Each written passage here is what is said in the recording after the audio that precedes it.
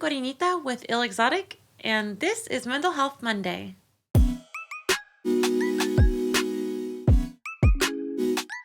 This week, we're diving back into the 8 dimensions of wellness, and we're going to talk about financial wellness. Financial wellness is a feeling of satisfaction about your financial situation, including your relationship with money, the skills to live within our means, and making informed financial decisions.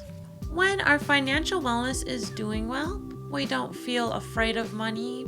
We're not afraid of spending because we've already created a budget, and we're not worried about the lack of money in our lives. We might have a steady income, whether that's working or receiving benefits such as Social Security, disability, food stamps, or anything else that you might need to make ends meet.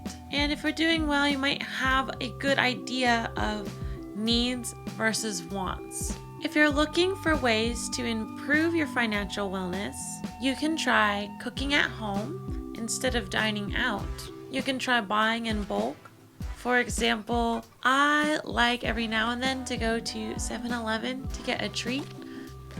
But I noticed that going to 7-Eleven every time I wanted a treat was starting to add up because buying one little bag of chips costs a lot more than just buying a large bag of chips and saving it for when I wanted some. So lately I've been buying a large portion of treats, and then when I sit down to have my treat, I will portion out an appropriate amount and then put it away, instead of just eating and eating and eating. Because I realized the thing that I like about going to 7-Eleven is I can get myself a smaller portion of something for just that one-time snack. But it's also possible to use a little bit of self-control and monitor how much of your special treats you're eating and put them away for later.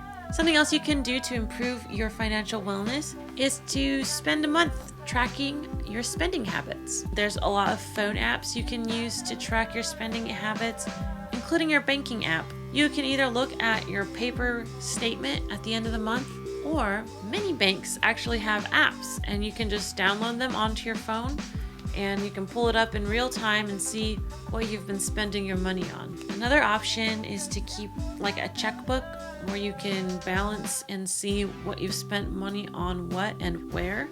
And also they make phone apps that are separate from your banking app, where you can track what you're spending on where. It's important to track your spending habits because then you can see exactly where your money is going into. And this can be used for our next step, which is creating a budget. When you create a budget, you no longer have to stress about, oh, do I have money for this? Do I have money for that? You know exactly how much money you have allocated to each section of your life, whether that be bills, going out with friends, groceries, dining out, and other such things that we spend money on every day. Once you hit that set amount, you just don't spend any more on that for the month.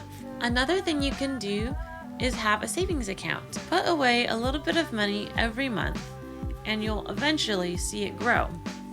You can then use that money for a larger purchase, such as something you've been wanting, like a car or a house down payment. Or you can take it and invest if that's something you're interested in doing. Also, when you track your spending, you may have noticed things that you spend money on that maybe you necessarily don't need. Like maybe you have Netflix and Hulu and Disney Plus and HBO Go. And maybe you can cut back on some of those streaming platforms and just stick to one.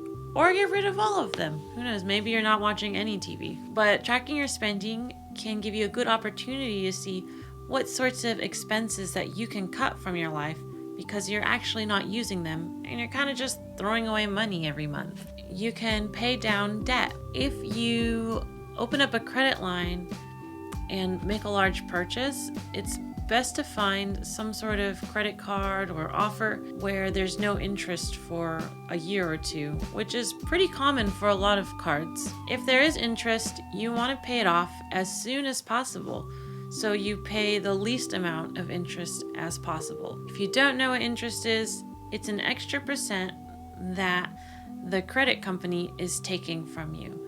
So on top of the $200 you spend, you're also paying this interest every month. So the sooner you pay it off, the less of that extra money you're paying to the credit card company.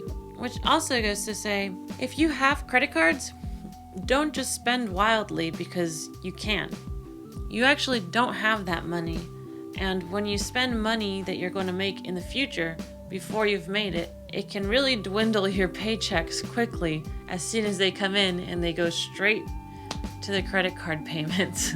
I know, I've been there before. To stay on top of your credit card and your bank, make sure that you're checking your balances often. I honestly check my balance every time I spend money. If I'm gonna spend money, I just open up my app real quick and check how much money I have in my account, check for any pending charges, just out of habit, because there's been a lot of times in my life where I have like no money and my card would get declined for trying to buy like a cheeseburger at McDonald's. So don't be ashamed. You're not the only one who goes through getting your card declined. It's not as uncommon as it feels when it happens to you. And make sure to keep a list of your bills. If you use Google Calendar, you can program it in every month to remind you when those payments are coming up. And just keep some sort of running list of all of your payments so that way you don't miss any. And also include the due dates. Things to avoid for financial wellness. Avoid payday advance loans and other predatory loans. These types of loans have very, very, very high interest rates. It's almost criminal. It just doesn't make sense. They prey upon the people who need money the most, and it can destroy your credit. As soon as you get paid, you're paying all that money back to these people who gave you this loan. I would just say just avoid those loans. If you're going to be late on a payment, try calling the credit card or whoever it is and see if they can work with you. But avoid those payday loans as much as possible because they are such a steep price to pay. Like I said, avoid having too many credit cards and spending on all of them. Not only is it going to cost you a lot of money every month to pay them back, it can get a little disorienting when you have 6 different credit cards to pay a month, and this one's due on the 6th, and that one's due on the 15th, and that one's due on the 3rd, and that one's due on the 10th.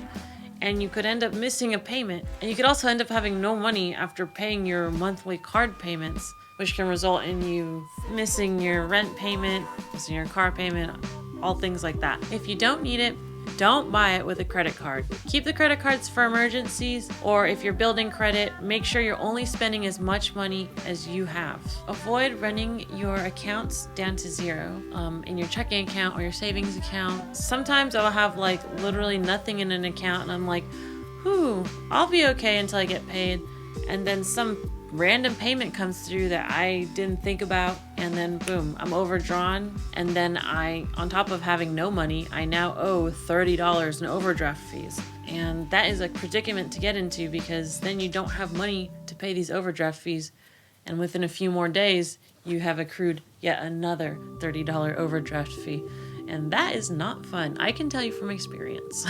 If your financial situation is doing pretty well, then I would say something else you can do for your financial wellness is donate money. In recent times, I've been doing pretty all right with my financial wellness. So I've started setting aside a little bit of money every month to donate, either to people's GoFundMe causes or for organizations that I like or my college where I'm an alum at. This can help give you a sense of purpose and meaning for your money. And this helps to spread your bit of wealth around to others. And every time I donate money, I feel good. And I always think, what would I spend this money on? A boba? It's fine. It's not a big deal. If you got it like that, definitely think about donating some of your money to help others. To wrap up, I want to remind you that it's okay to have setbacks and struggles. A lot of us go through financial struggles, and I think the hardest part of it is feeling very alone in those times. In some instances, assistance is available, such as food stamps and food banks and emergency relief funds and other things like that. Don't let your pride get in the way of getting the help you need. If you're feeling hungry, if you're having trouble making payments, then it's okay to be in need. And it's okay to accept support from others and other organizations and things like that. financial wellness is not always very easy, especially for those of us who struggle with mental wellness. So be kind with yourself and don't hesitate to reach out for help. And keep in mind that everybody's situation is unique. We all have our reasons for our struggles, and it's okay to be real with ourselves and others for why we have those. I really relate to those of you who struggle financially. It's been a very difficult battle for a lot of my life with finances. But if you have struggled financially, then you know firsthand, like I know firsthand, that financial wellness is a huge factor in your overall wellness, including mental wellness, because it can cause a lot of stress. If there are actions that you can take to fix it, I would say it is very worth investing in yourself in those actions.